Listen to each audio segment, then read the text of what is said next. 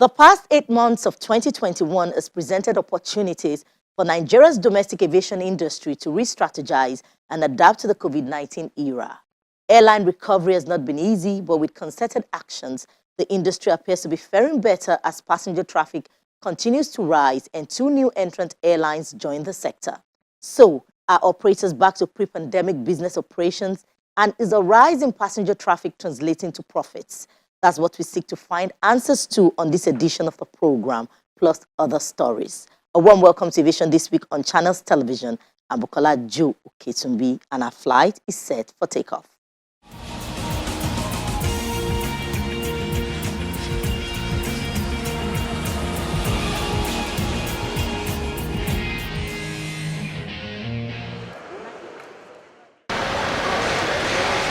During the COVID-19 pandemic, the air transport sector in Nigeria and other African countries lost $7.7 billion in 2020 due to restrictions put in place by governments to curb the spread of the virus.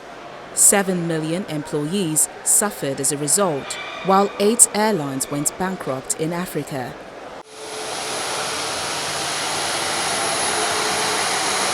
A year after the federal government reopened Nigeria's airspace to international travel after the COVID-19 lockdown, data from the Airport Authority in Nigeria shows that traffic remains at 40% of 2019 levels, as passenger movement stood at 157,689 between January and June 2021.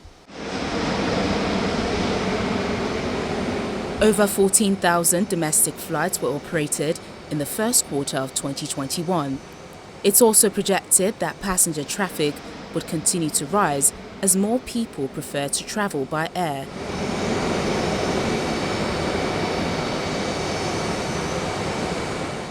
I don't use agents.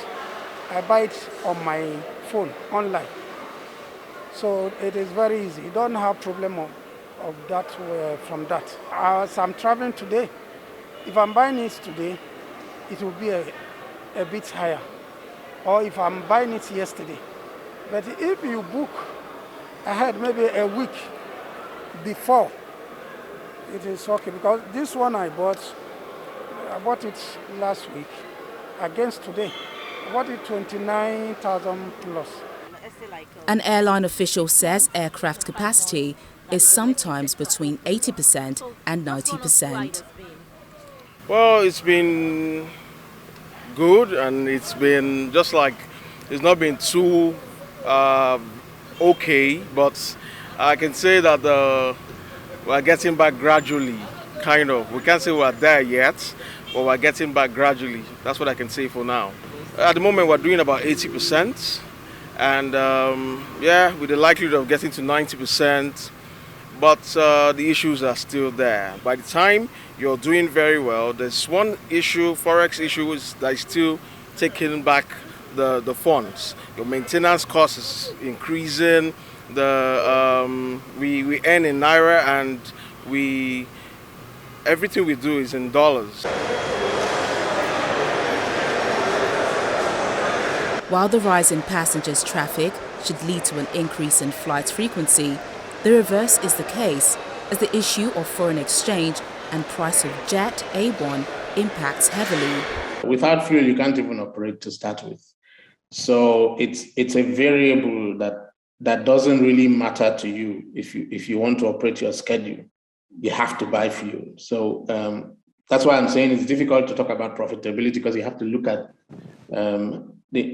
for instance, I can tell you now, our fuel cost has doubled between January and August, doubled completely. So if we're paying 100 naira in January, we're paying 200 naira now. That's how bad it is.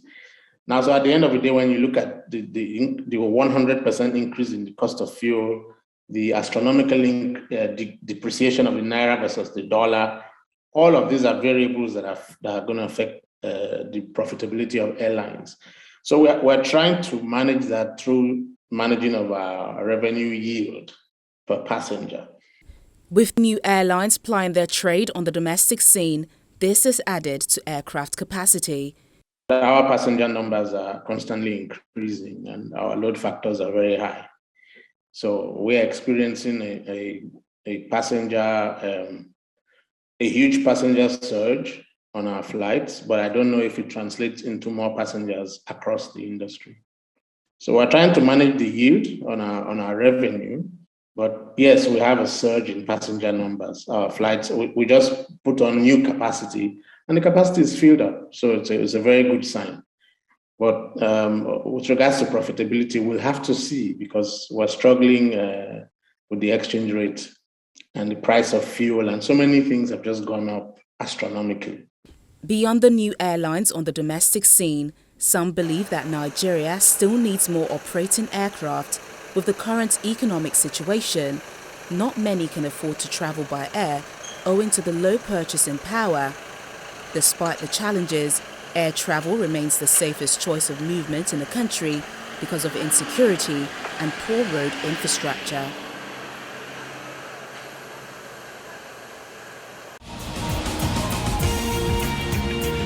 Traffic is not necessarily translating to profits. Plus, the foreign exchange issue is having a crippling effect on domestic operations. That's the view of our guest, the chairman of Airpeace, Mr. Allen Uyema. There's more from him. As I stand here talking to you, I don't even know how much we're paying this morning for fuel. Because by 2 p.m., the fuel vendors might give you a different price entirely. We have spent about over 300 naira to a liter of fuel, yet passenger fares remain the same. Now we are buying dollars at sometimes 532 naira to a dollar out there. Passenger, except you get it through the central bank, passenger fares remain the same. So if you go by the cost of running aviation in Nigeria, the least ticket in this country for airlines to meet their cost should have been $100 or more. Now about $120, maybe about 70,000 should have been the least ticket, economy ticket. But here you see some people charging even below 20,000, some 23,000, 25,000. I wonder how we're going to maintain our planes with such charges. So it's very, very, it's a dicey situation, and it doesn't portend anything good for the industry. I mean, the fuel issues, the issues of fueling and all that. So it costs a lot. It takes a lot. I remember before now, aviation is the same worldwide. They will tell you that fueling takes 40% of your cost. In Nigeria, it takes about 80%. Yes, it takes about 80%. And you never plan with fuel, because the next morning is changing, the next hour, and it's even scarce. Part of the delays you see airlines having now because of scarcity of the product. So sometimes you land and you want to take off, you don't get fuel when you need them. You maybe only one Bowser servicing all the airlines, one vendor servicing all the airlines, the others don't. You have to queue up and wait. There's nothing you can do about that. So you continue having delays, cancellations, because when you delay a flight going to Owerri, for instance, just know that once it's 6 o'clock, there's no flight going into that place because it's a sunset airport. You wake up in the morning, so many things cause delays. It could be best strike, it could be the fuel issue, it could be passenger facilitation at the airport. And once you waste time, the next thing it will impact on you if the airport does not operate into the night. Like Asaba now, we are very happy with Asaba Airport. The government encourages the federal government gives us extension there when you are running late. But airports like Owerri is a no-go. There are some other airports like that. So once you don't do it, you start having cancellations, and when you cancel a flight, you might have to accommodate those people early in the morning before you start doing other flights. And that way, the cycle of delays will continue. We still hope, because the federal government is trying to address the issues of the airport facilities and all that. And so there's hope. Some airports are being touched now.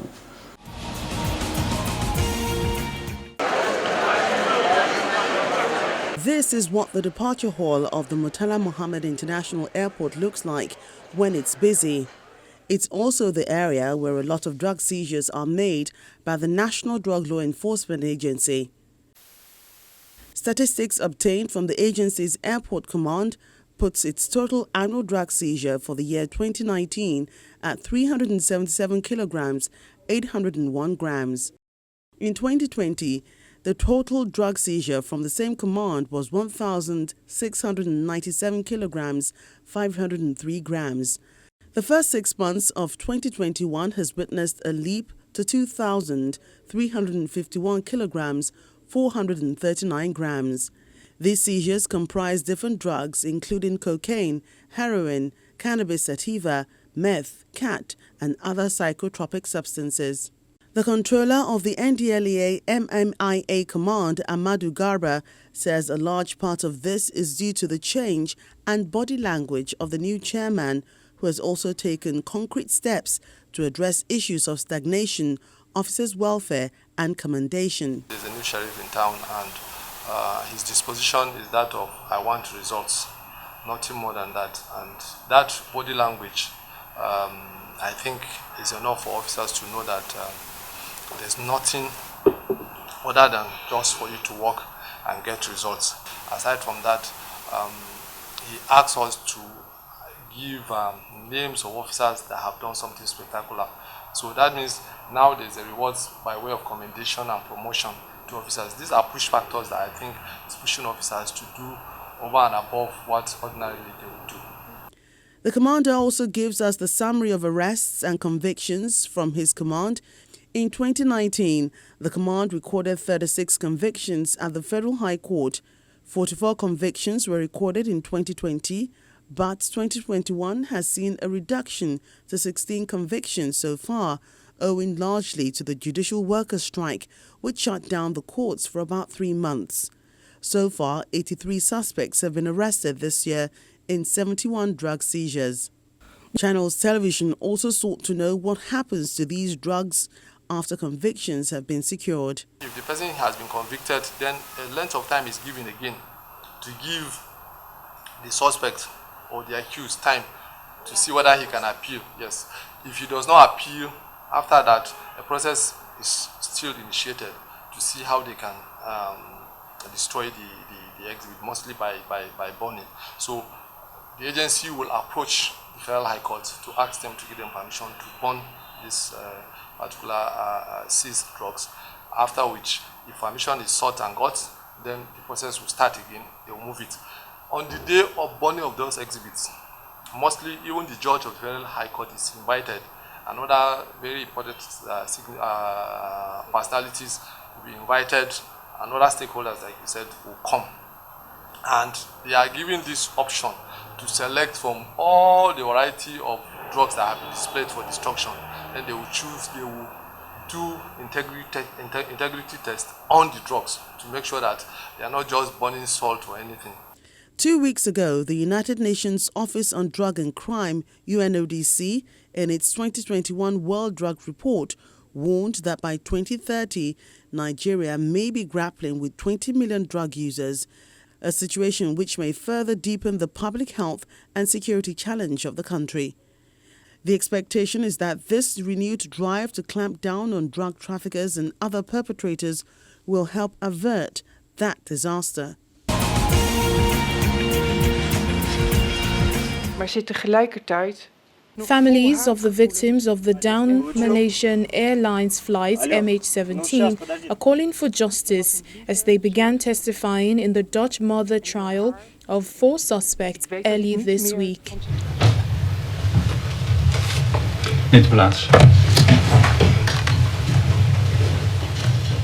An Australian, Vanessa Risk, lost her parents in the crash. She is one of dozens of relatives who will be given an opportunity to speak or submit written statements over the coming 3 weeks. I plead to the court that the victims and their families now receive justice.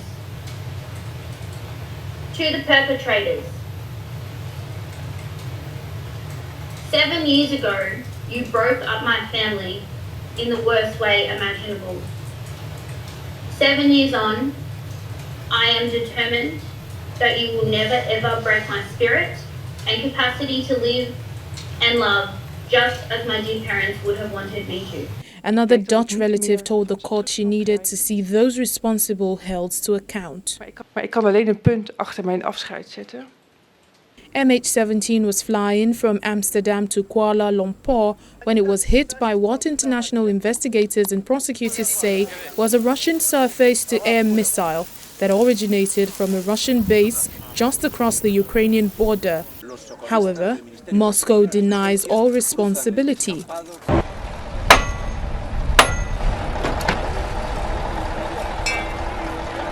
Russia, which maintains that it has not funded or supported rebels fighting Ukrainian government troops, has refused to extradite the suspects. After years of collecting evidence, a team of international investigators concluded in May 2018 that the launcher used to fire the missile belonged to Russia's 53rd Anti-Aircraft Missile Brigade. Judges have said they are expected to issue a judgment in late 2022. Singapore's aviation regulator has said it will approve the return to service of the Boeing 737 MAX more than 2 years after the plane was grounded, becoming the latest country in the Asia-Pacific region to do so.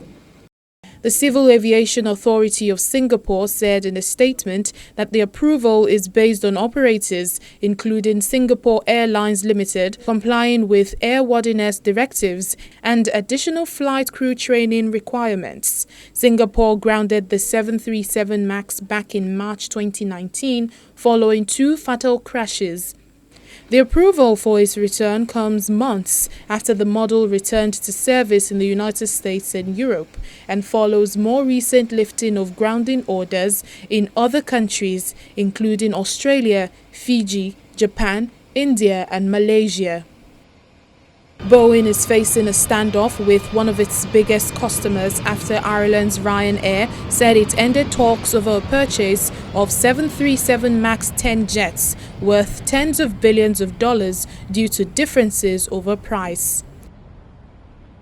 The rare decision to go public over big-ticket airplane negotiations comes after months of wrangling that had already delayed a deal for the largest version of the 737 MAX when Ryanair reordered a smaller model in December.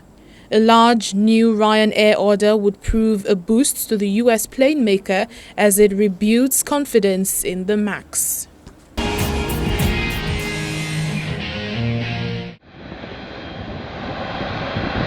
In aviation, the term ground handling refers to the wide range of services provided to facilitate an aircraft flight or aircraft ground repositioning, preparation for and upon conclusion of a flight, which will include both customer service and ramp service functions. This is the departure check-in area at the Murtala Muhammad International Airport, and passenger facilitation is ongoing.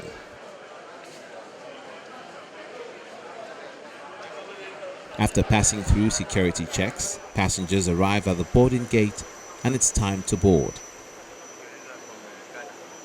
In the meantime, other workers have filled the aeroplane with fuel. Other agents have provided the catering. The baggage has been loaded onto the hold.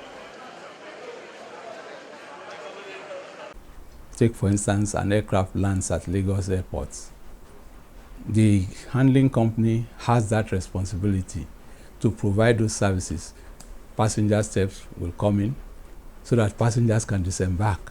That's the first thing. Then the baggage will be towed to the arrival hall where they can pick up their baggage. Fueling will take place. Power will be provided on ground by what we call ground power units. The air starter unit is positioned so that it can start the aircraft properly. The inside of the cabin will be cleaned and everything ready. Many airlines subcontract ground handling to handling agents or even to another airline. According to the International Air Transport Association, conservative estimates indicate airlines outsource more than 50% of the ground handling that takes place at the world's airports.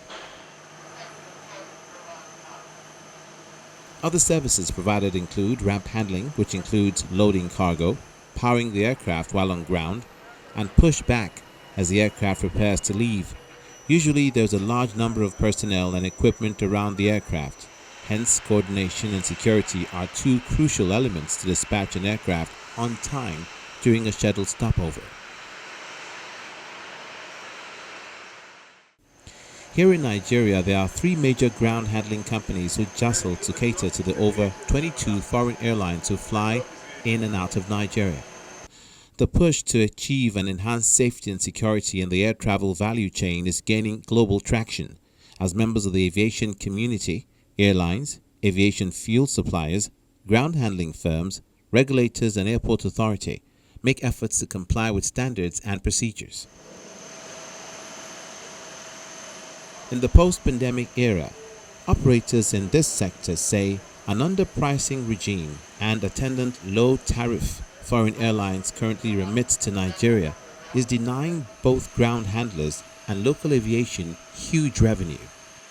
The standards are there for everybody to see, then we all adhere to it. I liken it to bilateral agreements.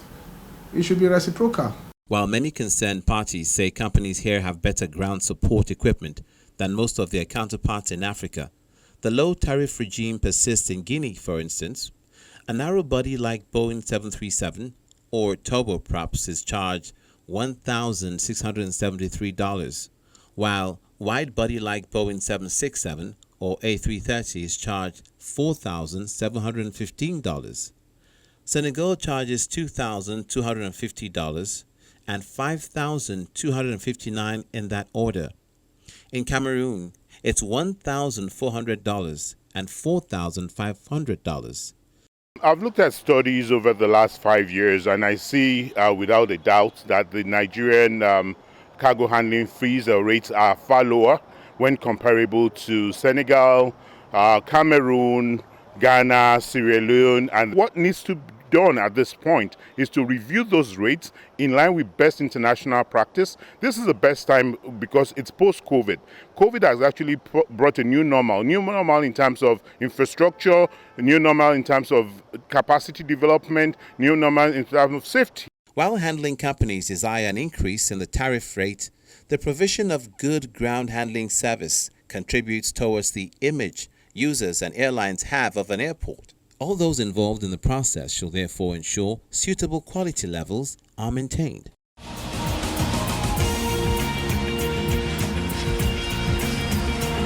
This is where our flight lands. It's bye for now.